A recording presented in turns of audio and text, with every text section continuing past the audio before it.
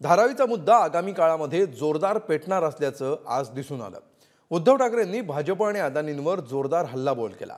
धारावीच्या निमित्तानं मविया सरकारचं पतन, 50 खोके आणि इतरही अनेक मुद्दे पुन्हा जिवंत झालेत। बघूया धारावीत निघालेल्या मोर्चात नेमकं काय घडलं।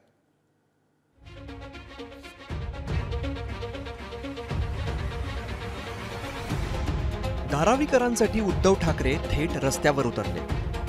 पुनर्विकास योजनेविरोधात मोर्चा काढला। टी जंक्शनवरून निघालेला मोर्चा बीकेसीतील अदानींच्या कार्यालयावरती धडकला। 50 खोके कमी पडायला लागले म्हणून धारावी गिळायला निघाले अशी टीका करत मुख्यमंत्री एकनाथ शिंदेंना टार्गेट केलं। पण आता यांना 50 खोके कमी पडायला लागले म्हणून धारावी आणि मुंबई गिळायला निघाले ते बोके। यांना 50 खोके आता कमी पडतायत, यांची मस्ती वाढत चालले। एक तर हे असंविधानिक सरकार आहे आणि यांना असं वाटतंय की आपल्याला कोणी जाब विचारू शकत नाही। आता तुमच्या लक्षात आलं असेल की 2.5 वर्ष यशस्वीपणे चालणारं सरकार गद्दारी करून यांनी पाडलं। ते खोके कोणी पुरवले असतील, आता तुम्हाला लक्षात आलं असेल खोके कोणाकडनं गेले असतील, विमानं कोणी पुरवले असतील, हॉटेल बुकिंग कोणी केलं असेल। धारावीच्या मोर्चामध्ये अख्ख्या महाराष्ट्रातले लोक बोलवले। हा धारावीचा विकास त्यांना नको आहे, विकास विरोधी लोकांनी या ठिकाणी मोर्चा काढलाय।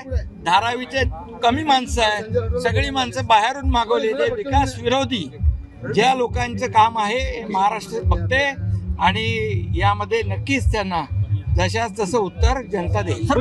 उद्धव ठाकरेंच्या मोर्चाच्या पार्श्वभूमीवरती देवेंद्र फडणवीसांनी उद्धव ठाकरेंवरती निशाणा साधला होता। टीडीआर लॉबीसाठी मोर्चा काढलाय असा थेट आरोप फडणवीसांनी केला। याला उत्तर देत ठाकरेंनी फडणवीसांवरती पलटवार केला। हे पाप देवेंद्र फडणवीसांचं आहे असा निशाणा ठाकरेंनी साधला। आता जी काही नियुक्ती विकासकाची झालेली आहे त्याच्या सगळ्या टर्म्स अँड कंडिशन्स या उद्धव ठाकरेजींनीच ठरवलेल्या टर्म्स अँड कंडिशन्स आहेत। जी एक मुंबईमध्ये टीडीआर लॉबी आहे, त्या टीडीआर लॉबीच्या भल्याकरता त्यांची सुपारी घेऊन हा मोर्चा काढण्यात आलेला आहे। असे किती मोर्चे निघाले तरी धारावीच्या लोकांना पक्क घर आम्ही देणारच। त्या सुपारी बाजारात सांगतोय, दलालांना सांगतोय की हा अडकित्ता लक्षात घ्या, किती मोठा अडकित्ता आहे,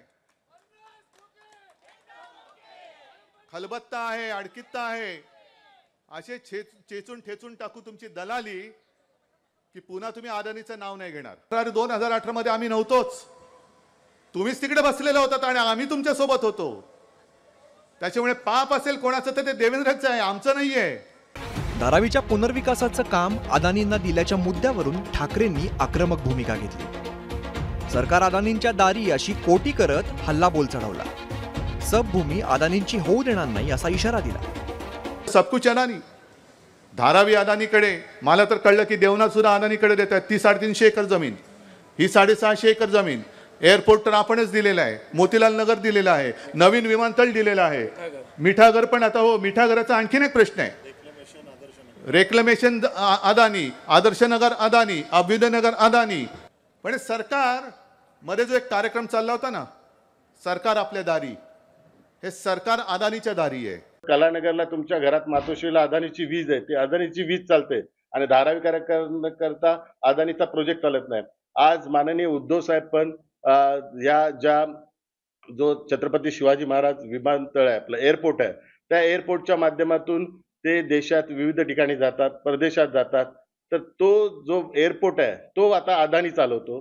तर त्यावेळी त्यांना विरोध नाही की हा एअरपोर्ट अदानी चालवतो, अदानीला माझा विरोध आहे, तर ह्या एअरपोर्टचा मी वापर करणार नाही। मी माझ्या मातोश्रीला जी अदानीची वीज येते त्याचा मी वापर करणार नाही। अदानीच्या माध्यमातून इतर कित्येक गोष्टी आहेत। बीकेसीला रिडेव्हलपमेंटचे प्रोजेक्ट अदानीच्या माध्यमातून चाललेले आहेत।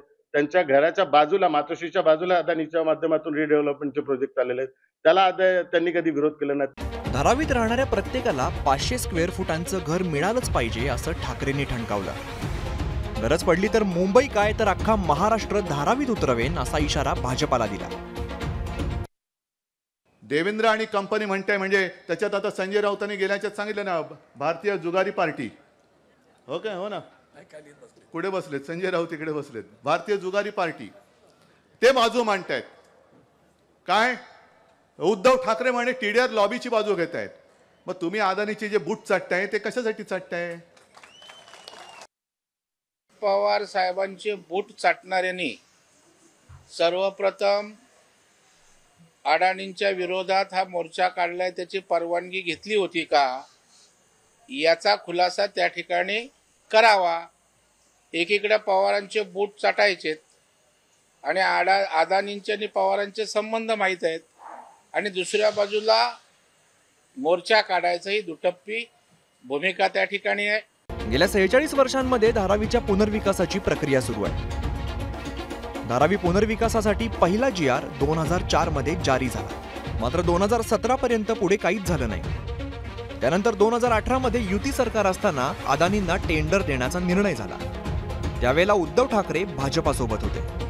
मात्र तेच ठाकरे आता विरोधात उतरले. त्यामुळे या राजकारणात धारावीकरांची कोंडी होता कामा नये हीच अपेक्षा.